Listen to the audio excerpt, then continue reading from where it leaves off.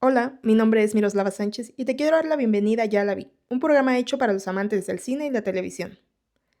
Muy buenas tardes, damas y caballeros, sean bienvenidos a un nuevo episodio.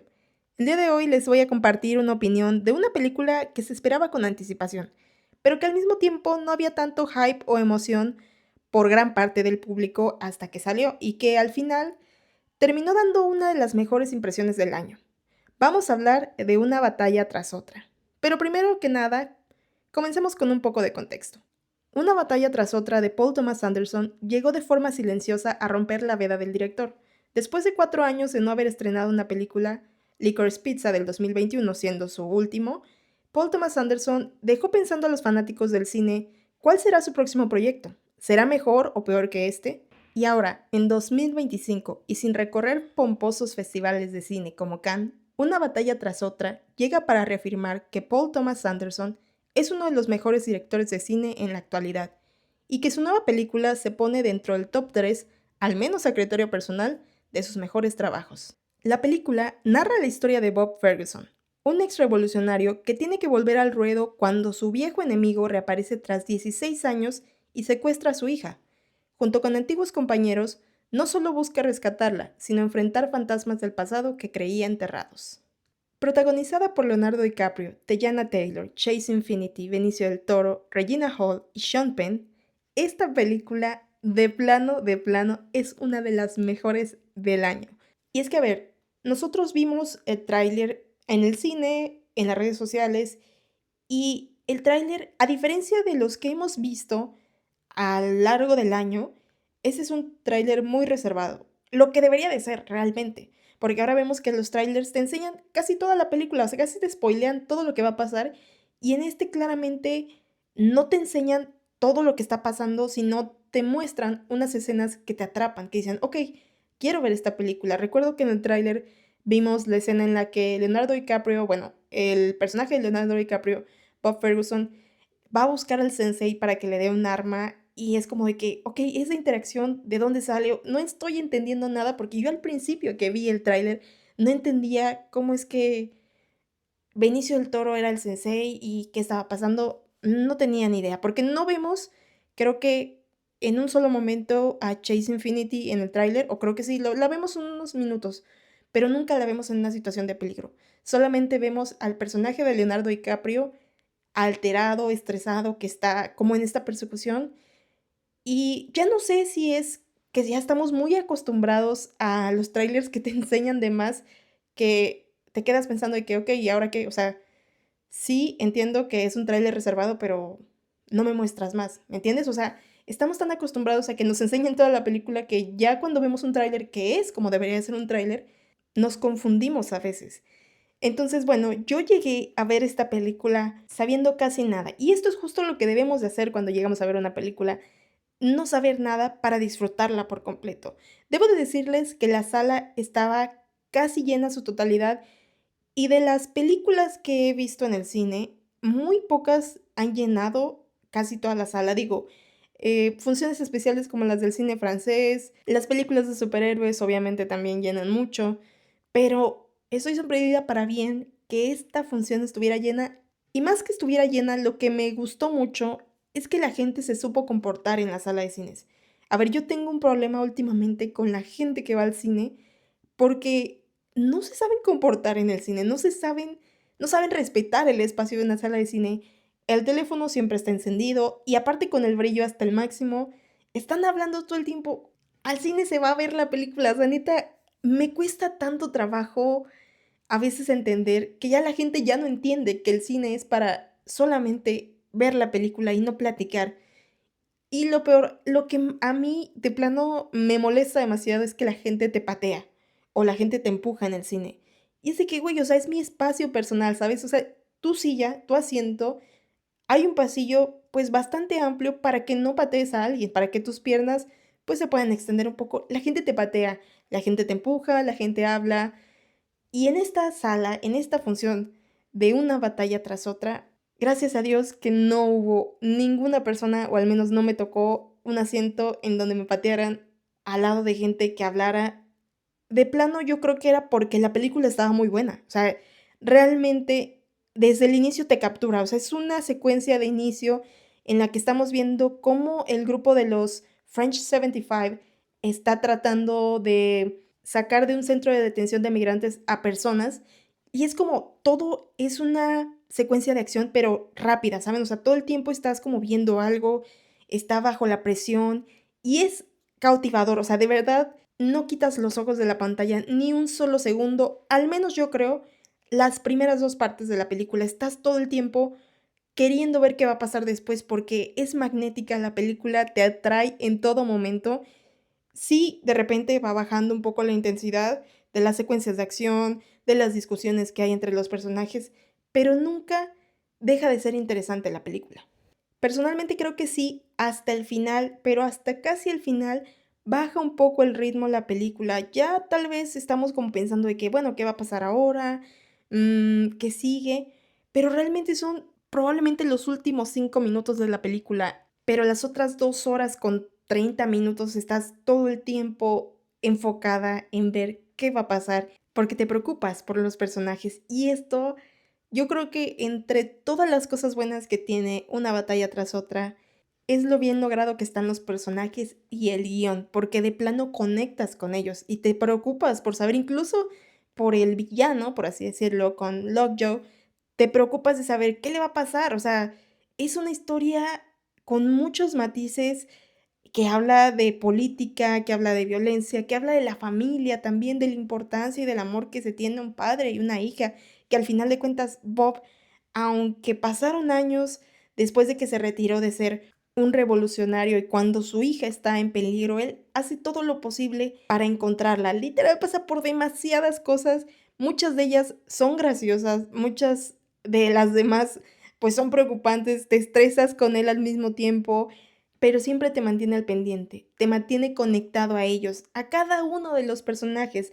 No son muchos, claro, pero cada uno tiene su pedacito de aporte a la película, a la historia de Bob, a la historia de la hija de Bob, a la historia de Perfidia, del Lockjaw, del Sensei. Cada uno se entrelaza entre ellos y forman esta cadena magnética que te mantiene ahí, queriendo saber el desenlace de la película. Otra de las cosas que es de reconocerse de esta película es la actuación del cast, porque sabemos que si está Leonardo DiCaprio, o es interesante o es muy buena. No todas las películas de Leonardo DiCaprio son muy buenas, pero son interesantes. Y esta yo creo que es muy buena. Leonardo DiCaprio ha tenido papeles similares, pero aquí se vuelve a entregar, se siente como el mismo Leonardo DiCaprio que siempre está como al límite de sus personajes. Y sí, es gracioso a veces y otras veces es como muy conmovedor. También, Teyana Taylor, yo siento entre todos, mi top es Teyana Taylor y Sean Penn. Me encanta Leonardo DiCaprio, pero Teyana Taylor, qué cosa, o sea, simplemente de verla, cómo actúa, está, yo creo que es de las partes que más me engancharon de la película, la historia de Perfidia, porque aunque yo hubiera querido ver un poco más de su historia como revolucionaria, de lo que pasó después, de que tuvo un incidente, porque no quiero spoilárselos, los minutos que ella aparece en pantalla, para mí, de plano son de los mejores de la película. Y en la otra parte, que es Sean Penn, pues es que Sean Penn es un actorazo, o sea, sí hay mucha controversia alrededor de él, pero se entrega a su personaje y te deja ver a este como estereotipo de un hombre blanco, racista, clasista también, con desviaciones sexuales. Hay muchos aspectos oscuros dentro del personaje de Sean Penn, pero por fuera lo vemos como este hombre que emite una energía ridícula, porque realmente lo ves siendo ridículo. Se peina de una forma ridícula, camina de una forma ridícula. Incluso la hija de Bob le dice que, ¿por qué se viste de manera tan apretada? O sea, es ridículo por fuera, todos lo ven como ridículo. Algunos le temen, claro, los French 75 le temen, pero realmente aunque tenga todas estas, digo, partes oscuras, por fuera se va a ver como un hombre ridículo. Y eso es lo gracioso del personaje y lo irónico, porque incluso los miembros de este, digamos, club al que él se quería unir, también de repente lo veían como un chiste a él, o sea, él comentaba algo y ellos como se quedaban así de que, ajá, ok, ajá, sí, como, ok, te vamos a aceptar porque has hecho muchas contribuciones, por así decirlo, cosas realmente pues malas para el país y la sociedad blanca. Pero realmente era como de que todos sabieran que era un tonto, pero nadie lo va a decir. Pero sabemos que es un tonto, porque se ve como un tonto, camina como un tonto y es un tonto. Incluso hasta te llega a dar lástima su personaje, que eso es lo maravilloso que hay entre la actuación y el guión. Por su parte, Chase Infinity, que es su primera película, se le debe de aplaudir esta actuación porque lo hizo de 10. O sea, a mí me convenció de que ella era una actriz ya con muchos años de experiencia y el estar en una película con uno de los mejores directores de la época y alrededor de actores que también son de los mejores de su época, es una presión bastante grande y Chase supo cómo manejarlo. De verdad, es de aplaudirle su actuación y espero que haya alguna nominación, algún reconocimiento por parte del gremio o de las academias porque vaya que qué buen personaje hizo. A Regina Hill me hubiera gustado verla actuar más durante la película, que su personaje hubiera tenido un poquito más de tiempo en pantalla, sin embargo, pues no tuvo tantos minutos como hubiéramos deseado. Regina Hill tiene una carrera súper interesante, ha pasado por proyectos muy buenos, proyectos muy malos, y esta oportunidad que tuvo de trabajar con uno de los cineastas pues más reconocidos de estos años, creo que ella lo aprovechó súper bien, claro, aparece en la película, hace bien su papel, pero se siente más como un cameo que una actuación en sí, porque no tiene muchos minutos en pantalla. Y por último, el personaje del sensei de Benicio del Toro, que para muchos es el personaje que se robó la película, porque pues es Benicio del Toro, o sea, él es muy carismático y ahora lo ocuparon en el papel de un migrante latino, por así decirlo, porque debemos de pensar que él es un migrante latino también, probablemente con una ciudadanía o no, porque el papel de Benicio del Toro no existe en la novela original de la cual se basa Paul Thomas Anderson para escribir Una batalla tras otra. La novela lleva por nombre Vineland, está escrita por Thomas Pynchon, un autor estadounidense, conocido por sus historias de conspiración, política y paranoia cultural. La mayoría de los personajes que están en la novela sí forman parte de la película, pero el personaje de Benicio del Toro es un personaje que creó Paul Thomas Anderson para la película en sí y que sí se robó muchas risas y el amor de muchas personas, porque, a ver,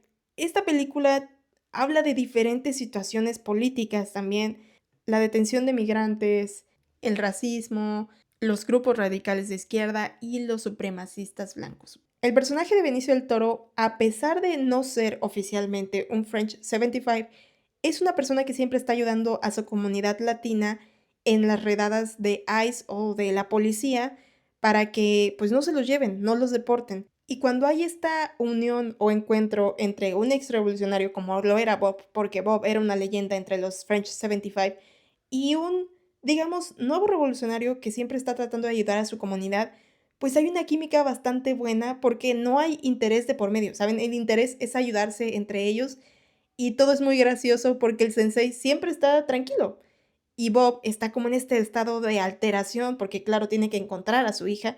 Entonces las interacciones que hay entre Bob y el sensei son las más graciosas y las que al menos cuando ves el tráiler esperas ver más en la película. Siempre estás esperando de que, ok, lo que vi en el tráiler, ¿cuándo va a salir? Y ahí salen las escenas de Bob y el sensei. Y neta, pues no decepciona porque es la parte en la que más está relajado a pesar de que todo está saliendo mal en el momento. Hay una escena que a muchos les llamó la atención, que es cuando Bob tiene que hacer una llamada para recibir una información para saber dónde está su hija. Entonces, hace una llamada desde un teléfono público y le piden como una clave, ¿saben? Para saber si es él.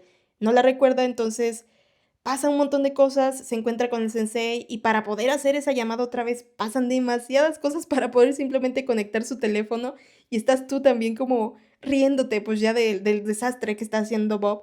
Y cuando por fin hace su segunda llamada, tampoco recuerda. Y ahí es cuando entra en una crisis terrible, hay un intercambio cómico entre Bob y bueno, entre el sensei más que nada y Bob. Bob está en una crisis y es como de que, ok, necesito necesito la información y la persona no le da la información, aunque Bob le explicó que él era un veterano de los French 75, la persona con la que estaba llamando no le interesaba.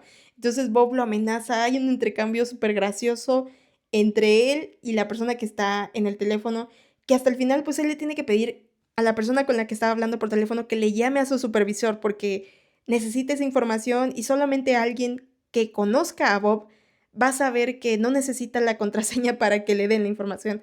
Entonces dicen que Paul Thomas Anderson escribió esta escena pensando en el personaje de Tom Cruise de Misión Imposible, Ethan Hunt. Es decir, ¿qué hubiera pasado si Ethan Hunt tuviera que llamar al centro de la Fuerza de Misiones Imposibles para que le dieran un dato y él no tuviera la contraseña? ¿Qué hubieran dicho? Era como de que, ok, sabemos que eres Ethan Hunt, no importa aquí es la contraseña. O, aunque sabemos que eres Ethan Hunt, necesitamos la contraseña. Pero Ethan Hunt hubiera actuado como que, claro, más tranquilo, relajado. Pero aquí tenemos un Leonardo DiCaprio que es un Bob, que está súper estresado, que está al borde del colapso porque necesita encontrar a su hija. Y pues no, nada parecido a Ethan Hunt, nada similar a cómo hubiera actuado un agente de fuerzas de Misión Imposible. Otro punto es que en la historia en sí hay muchas referencias o hay muchos datos que te dejan pensando si hace referencia a otras cosas, a eventos que hay en la realidad. Por ejemplo, los nombres, ¿no? Perfidia.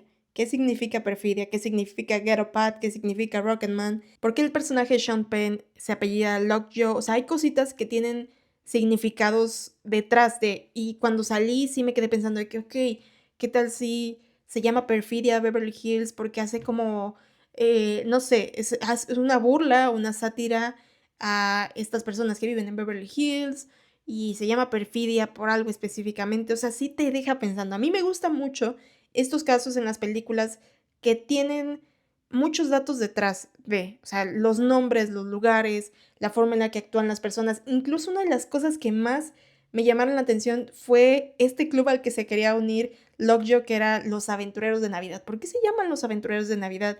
¿Qué hacen los aventureros de Navidad? ¿A qué hacen referencia los aventureros de Navidad? Aunque muchas de estas cosas no tienen en claro un significado, sí te dejan pensando que hacen referencia a ciertos movimientos, ciertas situaciones políticas que están pasando en el país.